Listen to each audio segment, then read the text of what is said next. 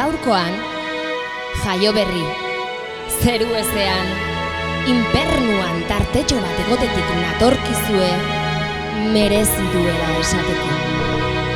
Zarata eta soinua bereizten jakinezkero, merezi duela.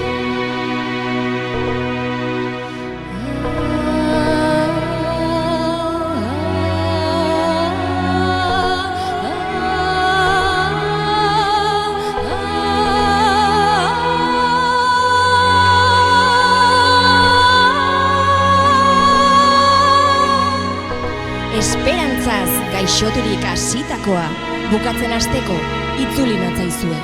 Eta horrela, zahartzaroko bidea duintasunez eramaten ausartzen direnen burumuin eta bihotzetan oroitzapen eder musikatuak sortu araziz.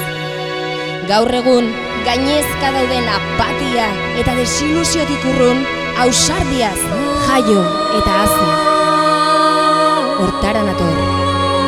Hortara